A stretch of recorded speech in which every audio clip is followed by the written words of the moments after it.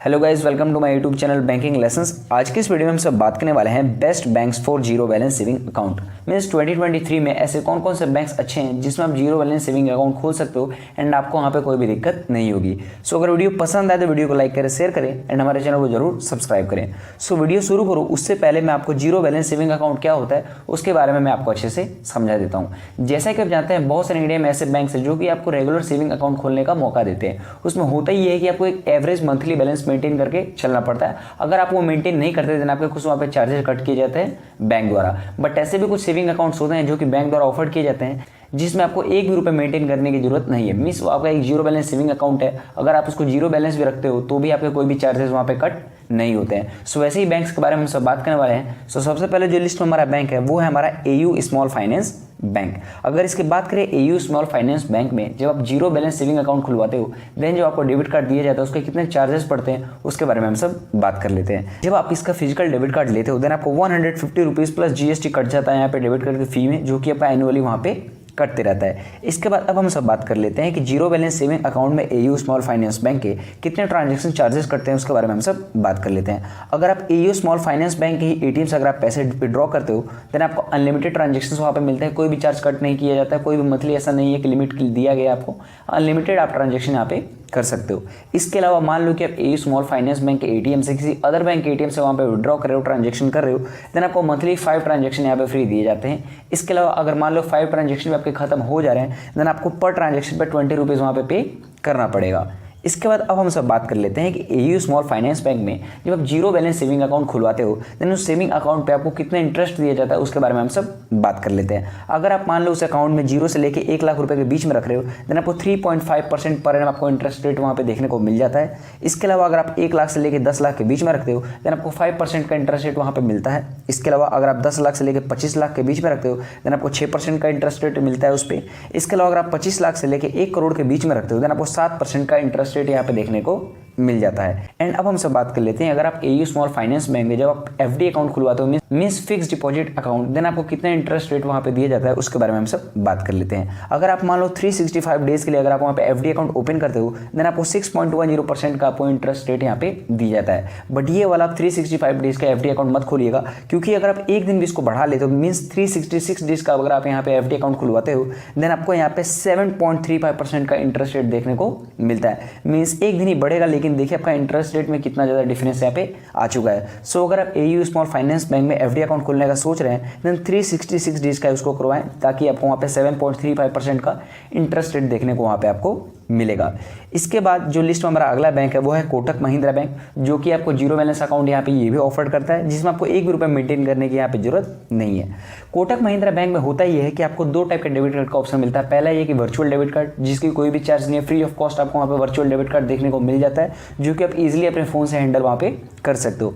इसके अलावा physical debit card का भी ऑप्शन है जिसके लिए ये 299 प्लस जीएसटी आपका यहाँ पे चार्ज करता है डेबिट कार्ड का। इसके बाद अब हम सब बात कर लेते हैं कि कोटक महिंद्रा बैंक में कितने ट्रांजैक्शन चार्जेस करते हैं उसके बारे में हम सब बात कर लेते हैं।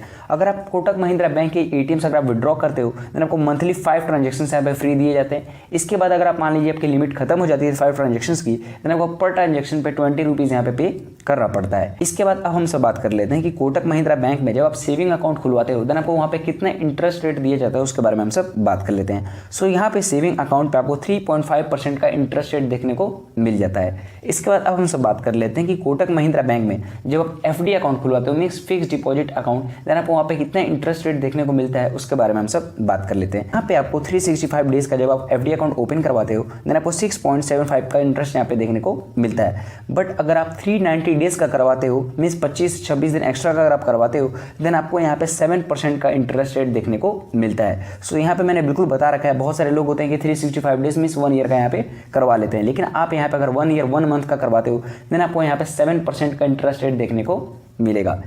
जो लिस्ट में हमारा अगला बैंक है वो है इंडसलैंड बैंक। इंडसलैंड बैंक की बात करें तो ये आपको 2 टाइप का जीरो बैलेंस सेविंग अकाउंट खोलने का मौका देता है। पहला है इंडस डिलाइट अकाउंट एंड दूसरा आपका इंडस डीजी स्टार्ट अकाउंट। दोनों ही अकाउंट के बारे में हम सेपरेटली बात करने वाले हैं, सो वीडियो को ध्यान से देखिएगा। पहले हम सब बात कर लेते हैं इंडस डिलाइट अकाउंट की, जो कि इंडसलैंड बैंक द्वारा ऑफर किया जाता है। ये एक तरह का जीरो बैलेंस सेविंग अकाउंट है, मीन्स आपको 1 रुपये इसमें मेंटेन करने की जरूरत नहीं है, बट आपको यहाँ पे एक शर्त पूरा करना है। पहला ये कि आपको यहाँ पे 10,000 की इनिशियल फंडिंग यहाँ पे करनी पड़ेगी। और बहुत सारे लोग ये सोच रहे होंगे कि मैंने अभी उनको बताया कि ये जीरो बैलेंस सेविंग अकाउंट है, फिर ये 10,000 की इनिशियल फंडिंग क्यों। यहाँ पे जस्ट आपको एक अकाउंट खोलने के लिए आपके पास एक इनिशियल फंडिंग करनी पड़ेगी 10,000 की। जैसे ही अकाउंट ओपन होगा आप 5 मिनट के बाद 10 मिनट बाद जब भी चाहो आप निकाल सकते हो उसको, एंड आगे वो आपका जीरो बैलेंस सेविंग अकाउंट की तरह ही आपका वो एक्ट करेगा। बट आपको यहाँ पे अकाउंट खोलने के लिए एक इनिशियल फंडिंग 10,000 की बिल्कुल जरूरी है। एंड इसके साथ आपको यहाँ पे प्लेटिनम का डेबिट कार्ड देखने को मिल जाता है, जिसके चार्जेस की बात करें तो 500 प्लस GST आपका यहाँ पे चार्ज करता है। इसके बाद अगर हम सब बात करें इंडसलैंड के इंडस डीजी स्टार्ट अकाउंट का, जो कि एक जीरो बैलेंस सेविंग अकाउंट है, इसमें भी आपका एक इनिशियल फंडिंग करना पड़ता है 20,000 रुपीज़ का। मीन्स इसमें 20,000 का इनिशियल फंडिंग करना पड़ेगा, एंड अकाउंट खोलने के कुछ ही देर बाद आप इसको निकाल सकते हो, एंड आगे वो आपका जीरो बैलेंस सेविंग अकाउंट की तरह वहाँ पे मेंटेन करेगा, एक्ट वहाँ पे करेगा। इसके अगर डेबिट कार्ड की बात करें तो 249 प्लस GST आपका यहाँ पे लगता है फी इसके डेबिट कार्ड का। जो 20,000 वाला अकाउंट है जिसमें आपको इनिशियल फंडिंग करनी है 20,000 की, उसमें जो डेबिट कार्ड का फी है बिल्कुल आधा हो जाता है। एंड वही बात करें हम सब इंडस आपका डिलाइट अकाउंट का, देन वहाँ पे इनिशियल फंडिंग आपको 10,000 की करनी थी, बिल्कुल हाफ करनी है। एंड वही बात करें प्लेटिनम डेबिट कार्ड जो मिलता है उसका जो चार्ज है 500 प्लस GST आपका यहाँ पे लगेगा। सो अगर किसी को खुलवाना है तो आप यहाँ पे 20,000 वाला खुलवा सकते हो, क्योंकि इनिशियल फंडिंग करनी है, कोई मेंटेन करके नहीं चलना है, आप अकाउंट खुलते ही वहाँ से आप निकाल सकते हो।